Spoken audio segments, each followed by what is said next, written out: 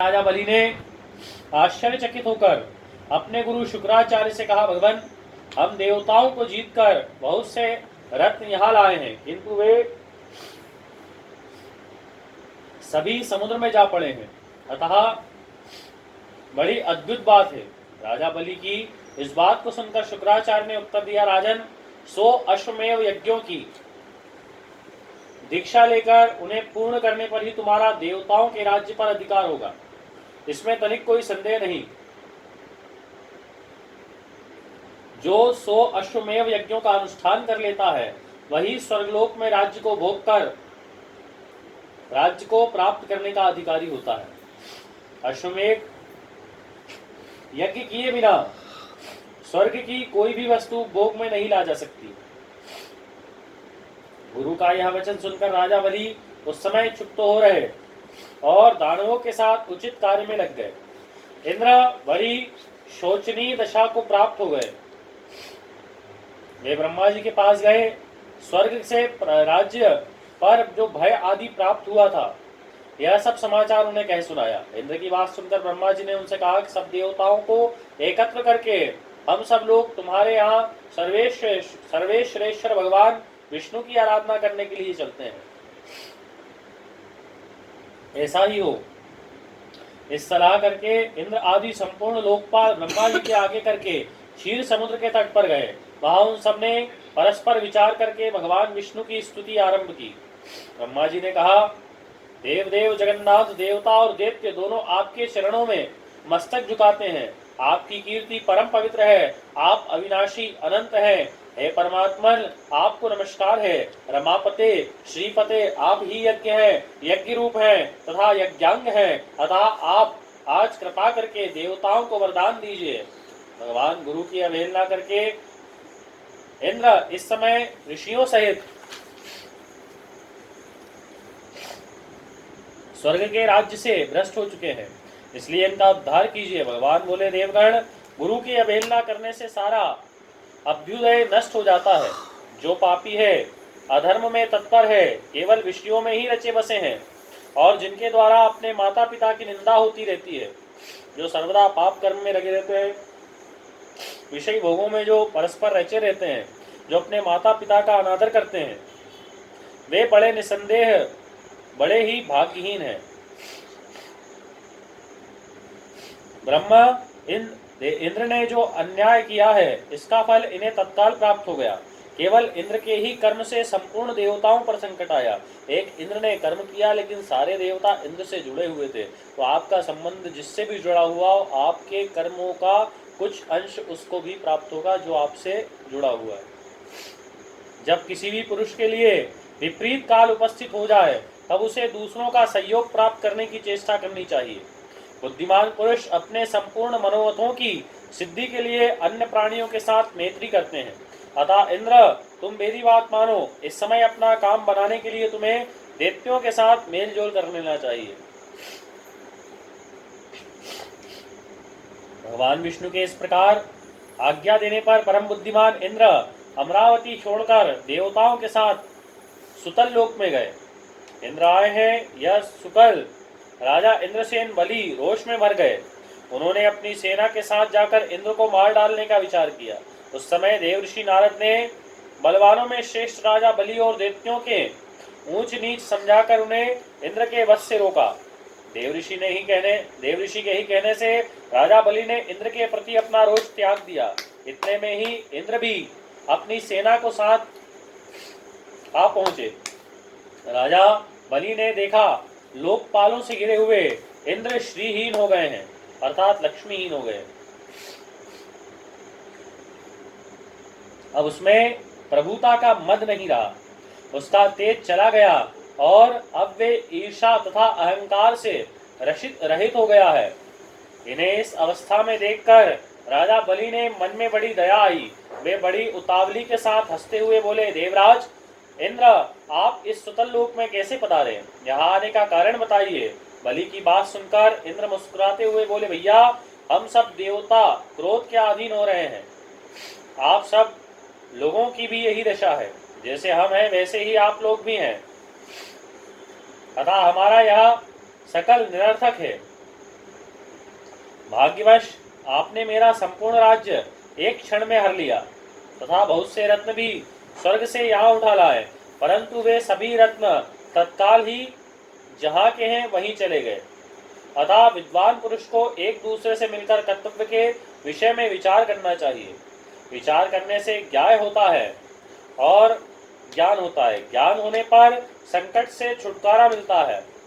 इस समय संपूर्ण देवताओं के साथ आपके समीप त्राण पाने के लिए आज्ञा हूँ, अर्थात त्राण पाने को मैं यहाँ उपस्थित हुआ। इंद्र की बात समाप्त होने पर देव ऋषि नारद ने राजा बलि को समझाते हुए कहा, दैत्यराज, शरण में आए हुए प्राणी की रक्षा करना महापुरुषों का धर्म है। शरणागत को दे तदहि। जो लोग ब्राह्मण, रोगी, वृद्ध तथा शरणागत की रक्षा नहीं करते वे ब्रह्म हत्यारी हैं। ब्राह्मण की, रोगी की, वृद्ध अर्थात बुजुर्गों की और शरणागत की जो आपकी शरण में आ जाए उनकी अगर आप रक्षा नहीं करते तो ब्रह्म हत्यारे के समान है। इंद्र इस समय शरणागत शब्दों से अपना परिचय देते हुए तुम्हारे समीप आए हैं, अतः इसका भलीभांति रक्षण और पोषण करना तुम्हारा परम कर्तव्य है, इसमें तनिक भी कोई संदेह नहीं। शरणागतम च विप्तं च रोगिणं वृद्धमेव च य एतान् च रक्षन्ति देवे ब्रह्महरोरा शरणागता शब्देन आगम्या सन्निधोः रक्षणीय पोषाम त्वं नात्र न संशया। इसलिए तुम्हें शरणागत की रक्षा करना चाहिए। देवऋषि नारद के यों कहने पर कर्तव्य और अकर्तव्य के ज्ञान से कुशल दैत्यराज बलि ने स्वयं भी अपनी बुद्धि से विचार किया। तदंतर लोकपालों और देवताओं से इंद्र का बड़े सम्मान के साथ स्वागत सत्कार किया तथा उनके मन में विश्वास उत्पन्न करने के लिए अनेक प्रकार की सच्ची शपथें भी ली। इंद्र ने भी राजा बलि को विश्वास दिलाने वाली शपथें खाई। देवराज इंद्र स्वार्थ साधन में तत्पर रहते हैं। अर्थशास्त्र में ही उनकी विशेष प्रवृत्ति है। उन्होंने शपथ खाकर राजा बलि के साथ सुतल लोक में ही निवास किया। वहां रहते हुए अनेक वर्ष व्यतीत हो गए। उनको वहां रहते रहते बहुत सारे वर्ष निकल गए। एक दिन बलि की सभा में बैठे हुए नीति निपुण देवराज इंद्र ने बलि को संबोधित करते हंसते हुए कहा, वीरवर, हमारे हाथी घोड़े आदि नाना प्रकार के बहुत से रत्न जो इस समय तुम्हें प्राप्त होने योग्य हैं तत्काल ही समुद्र में गिर पड़े हैं। अतः हम लोग को समुद्र से उन रत्नों का उद्धार करने के लिए बहुत शीघ्र प्रयत्न करना चाहिए। तुम्हारे कार्य की सिद्धि के लिए समुद्र का मंथन करना उचित है। इंद्र के इस प्रकार प्रेरणा देने पर बलि ने शीघ्रता पूर्वक पूछा, इस समुद्र मंथन किस उपाय से संभव हुए? उस समय मेघ के समान गंभीर स्वर में आकाशवाणी हुई, देवताओं और दैत्यों, तुम क्षीर समुद्र का मंथन करो। इस कार्य में तुम्हारे बल की वृद्धि होगी, इसमें तनिक कोई संदेह नहीं। मंदराचल को मथनी और वासुकी नाग की रस्सी बनाओ, फिर देवताओं और दैत्य मिलकर मंथन आरंभ करो। यह आकाशवाणी सुनकर सहस्त्रों दैत्य और देवता समुद्र मंथन के लिए उद्यत हो स्वर्ग में सदृश कांतिमान मंदराचल के समीप गए। यह प्रवर्त सीधा गोलाकार, बहुत मोटा और अत्यंत प्रकाशमान था। अनेक प्रकार के रत्न उसकी शोभा बढ़ा रहे थे। चंदन, पारिजात, नाग केसर, जायफल और चंपा आदि भांति भांति के वृक्षों से वह हरा भरा दिखाई देता था। इस महान पर्वत को देखकर संपूर्ण देवताओं ने हाथ जोड़कर कहा, दूसरों का उपहार करने वाले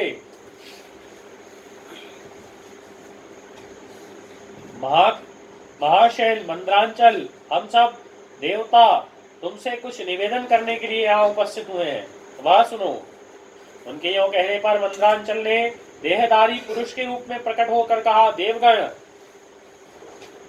आप सब लोग मेरे साथ किस कार्य से आए हैं उसे मुझे बताइए। इस सब तब इंद्र ने मधुर वाणी से कहा, मंदरांचल, तुम हमारे साथ रहकर एक कार्य में सहायक बनो।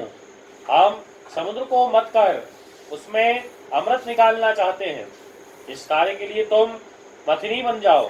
मंदरांचल ने कहा, बहुत अच्छा है, कहकर अपनी आज्ञा स्वीकार की और देव कार्य की सिद्धि के लिए देवताओं, दैत्यों तथा विशेषता इंद्र से कहा, पुण्यात्मा देवराज, आपने अपने वज्र से मेरे दोनों पंख काट डाले हैं, फिर आप लोग के कार्य की सिद्धि के लिए वहां तक मैं चल कैसे जा सकता हूँ, चलकर कैसे जाऊंगा। तब तो संपूर्ण देवताओं और दैत्यों ने उस अनुपम पर्वत को क्षीर समुद्र तक ले जाने की इच्छा से उखाड़ लिया, परंतु वे उसे धारण करने में समर्थ ना हो सके। उस महान पर्वत उसी समय देवताओं और दैत्यों के ऊपर गिर पड़ा। कोई कुचले गए, कोई मरे गए, कोई मूर्छित हो गए, कोई कोई दूसरे को कोसने लगे, चिल्लाने लगे तथा कुछ लोगों ने बड़े क्लेश का अनुभव किया। इस प्रकार उनका उद्यम और उत्साह भंग हो गया। ना देवता और दानव सचेत होने पर जगदीश्वर भगवान विष्णु की स्तुति में लग गए। है शरणागत वत्सल महाविष्णु, हमारी रक्षा कीजिए, रक्षा कीजिए। आपने ही संपूर्ण चराचर जगत को व्याप्त कर रखा है। इस समय देवताओं का कार्य करने के लिए गरुड़ की पीठ पर बैठकर भगवान विष्णु सहसा वहां प्रकट हो गए। वे सबको अभय देने वाले हैं। उन्होंने देवताओं और दैत्यों को और दृष्टिपात करके खेल खेल में ही इस महान पर्वत को उठाकर गरुड़ की पीठ पर रख लिया। फिर वे देवताओं और दैत्यों को क्षीर समुद्र में उत्तर तट पर ले गए और पर्वत श्रेष्ठ मंद्रांचल को समुद्र में डालकर तुरंत वहां से चल दिए। तदंतर सब देवता दैत्यों को साथ लेकर वासुकी नाग के समीप गए और उससे भी अपनी प्रार्थना स्वीकार कराई। इस प्रकार मंद्रांचल को मथनी और वासुकी नाग को रस्सी बनाकर देवता दैत्यों ने क्षीर समुद्र का मंथन आरंभ किया। जय जय जय श्री स्कंद पुराणे है केदार खंडे है चतुर्थाध्याय श्री कृष्ण चंद्रार्पणमस्तु। भगवान विष्णवे नमो नमः। महादेव महादेव महादेव यो वदेत् एकेन भवेन मुक्ति द्वितीयं शम्भूर्णी भवेत।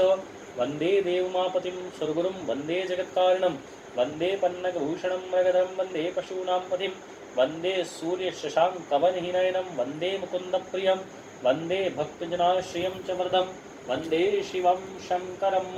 कुलमहंकाल महाराज की जय।